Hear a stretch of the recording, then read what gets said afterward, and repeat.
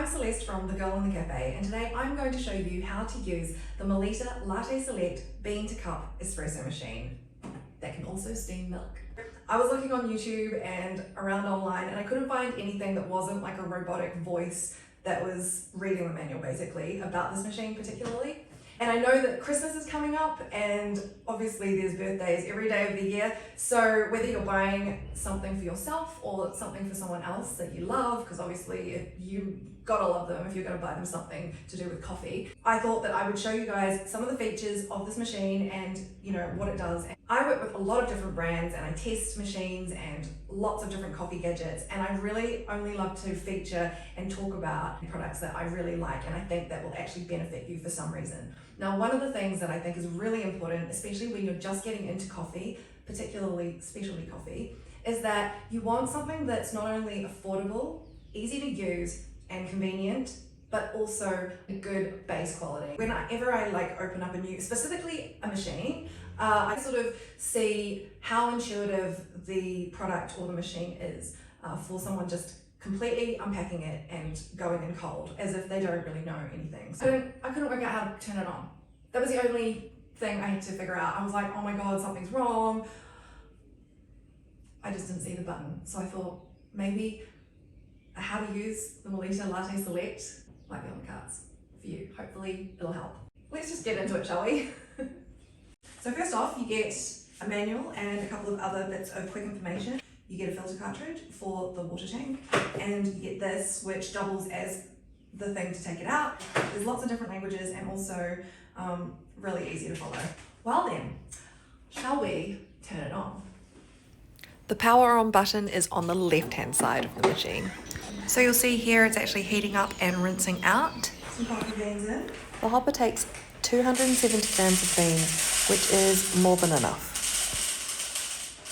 So the hopper's really cool. Basically it has two different compartments. So you could actually put two different kinds of coffee in it. So one could be your regular espresso coffee bean and the other could be a decaf, for example. There's a little lever here that switches which part of the hopper you want to use, which I think is really rare in a lot of automatic bean to cup machines. Usually it's just one chamber.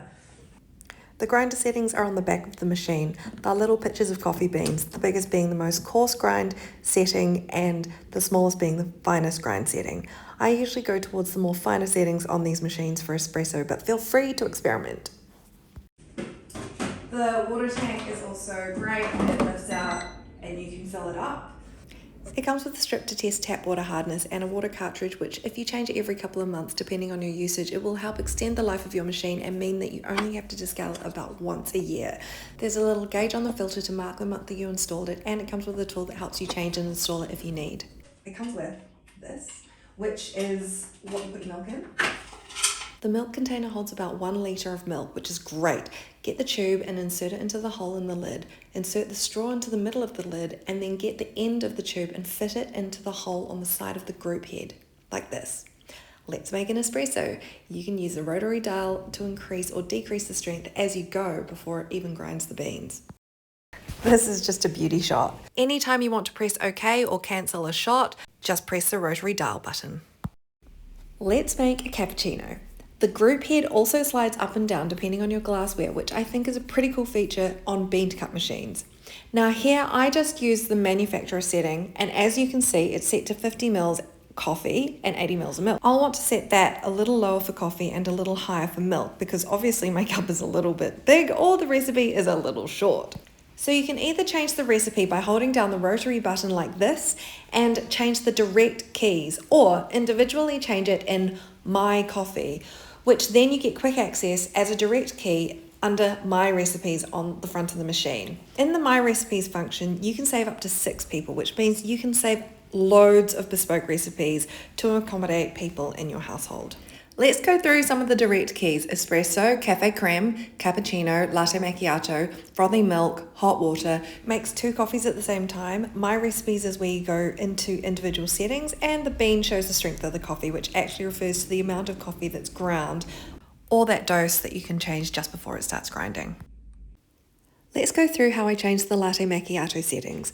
My glass is 7 ounces, so just over 200 mils. So for the froth amount, I'm going to increase it to about 175 mils. I'm going to decrease the coffee espresso to 35 mils, and I'm going to set the temperature to normal, and I'm going to set the coffee strength to strong. As you can see, there are lots of different options, which was a pleasant surprise. So let's just exit out of here and see how the new recipe goes. Just going to increase the strength a little bit on the fly. With their latte macchiato, they add the milk first and then the espresso, which gives this really cool layered effect. But as you saw with their cappuccino, they add the espresso first and then the milk. Oh, look at that. You don't see that very often these days. I think it's pretty cool.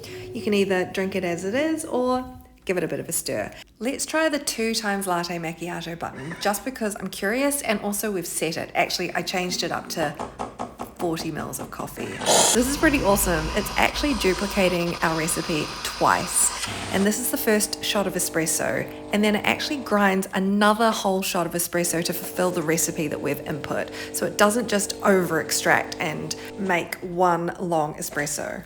Okay, a couple of last points. When the drip tray is full, it will tell you on the screen. Simply pull the drip tray out, but be careful if it's quite full. There's a small container that collects the used coffee grinds, which is very convenient because you can take it out and pop it into the compost bin or in your plants or wherever you like. There's also a little red buoy that rises as the water level rises to give you another visual cue. This is another little feature, which is the ground coffee chute, a great option. So if you happen to have coffee that is already ground, you can use this chute instead of grinding the beans. The machine should automatically recognize this when the lid is lifted. I only just realized that I could do this, but the group head where the milk goes in actually comes apart really easily, so you can clean all of the parts easily and thoroughly. That's pretty good to know.